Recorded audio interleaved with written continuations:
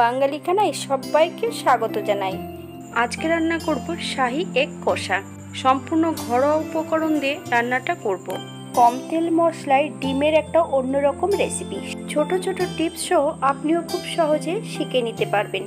বাঙালি রান্না আমার চ্যানেলে বিভিন্ন ধরনের ডিমের রেসিপি দেওয়া আছে। আপনাদের যদি পছন্দ হয় তাহলে চ্যানেলটি সাবস্ক্রাইব করে দিয়ে পাশে থাকবেন। পাশে থাকা বেলটি বাজিয়ে দেবেন, নইলে নিত্য নতুন রান্নার নোটিফিকেশন পাবেন না।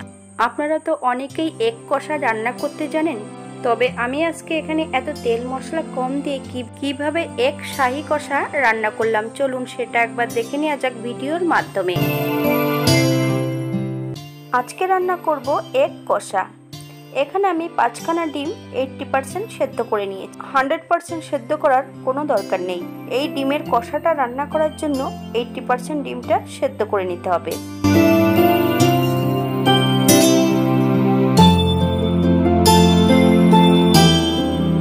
এই পর্যায়ে একটা মশলা তৈরি করে নেব।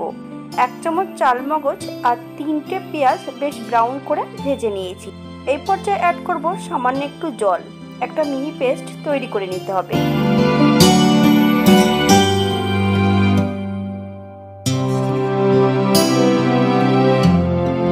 পেঁয়াজ ভাজা তেলের মধ্যেই আমি রান্নাটা করব। ফোড়নে রেখেছি দারচিনি, এলাচ, লং। ফোড়ন থেকে সুগন্ধ বেরোলে 1 চামচ রসুন বাটা অ্যাড করব। 30 থেকে 40 সেকেন্ডের মতন রসুনটাকে বেশ ভালো করে ভেজে নিতে হবে, অথবা রসুন থেকে যতক্ষণ কাঁচা গন্ধ বেরোবে ততক্ষণ বেশ রসুনটা ভালো করে ভেজে নিতে হবে। এই পর্যায়ে বেশ কিছুটা বাটা মশলা অ্যাড করব। আদা, জিরে, ধনে, শুকনো লঙ্কা। আপনারা গুঁড়ো মশলা দিয়েও রান্নাটা করে নিতে পারেন। সামান্য একটু হলুদ গুঁড়ো, 1/2 চামচ নুন। আপনারা স্বাদ অনুসারে নুনটা অ্যাড করবেন। এই পর্যায়ে সম্পূর্ণ ডিমগুলো অ্যাড করব। মিডিয়াম আঁচে বেশ 2 থেকে 3 মিনিটের মতন মশলা সহ ডিম দিয়ে বেশ ভালো করে কষিয়ে নিতে হবে। 3 মিনিট পর এই পর্যায়ে অ্যাড করব 1 চামচ জল ঝরানো টক দই। যখনই টক দই অ্যাড করবেন একদম লো ফ্লেমে 1 থেকে 2 মিনিটের মতন বেশ ভালো করে ডিমের সঙ্গে মিশিয়ে দিতে হবে।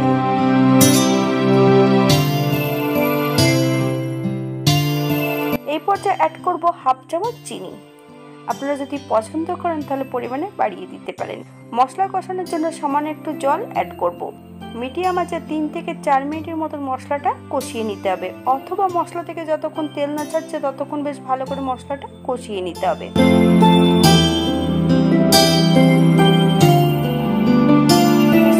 মিক্সারে বেটে রাখা মিশ্রণটা এই পর্যায়ে অ্যাড করব। 4 থেকে 5 মিনিটের মতন মিডিয়াম আঁচে বেশ ভালো করে মশলা সহ ডিম দিয়ে কষিয়ে নেব।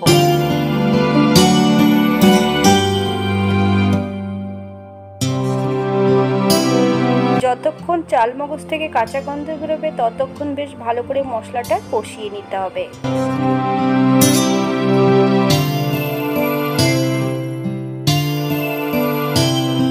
এই পর্যায়ে অ্যাড করব মশলা ধোয়া বাটি থেকে বেশ কিছুটা জল।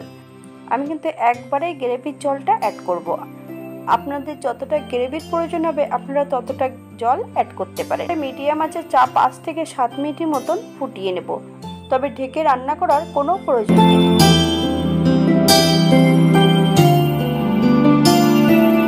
7 মিনিট পর হালকা হাতে একটু নেড়ে চেড়ে নিতে হবে। এই পর্যায়ে অ্যাড করব 1 চামচ কাশ্মীরি মেথি পাউডার।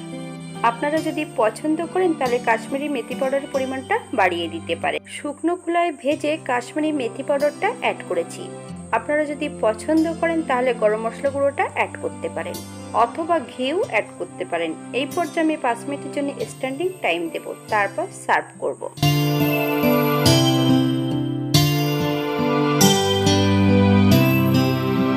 এটা দেখতে যেমন ভারী সুন্দর হয়েছে, এটা গরম ভাতে, রুটি, পরোটা সবকিছুর সঙ্গে অসম্ভব ভালো লাগবে।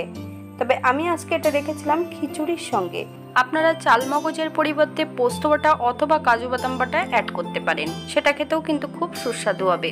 তবে মশলা যত কষানো ভালো হবে তরকারির স্বাদ কিন্তু দ্বিগুণ বেড়ে যাবে।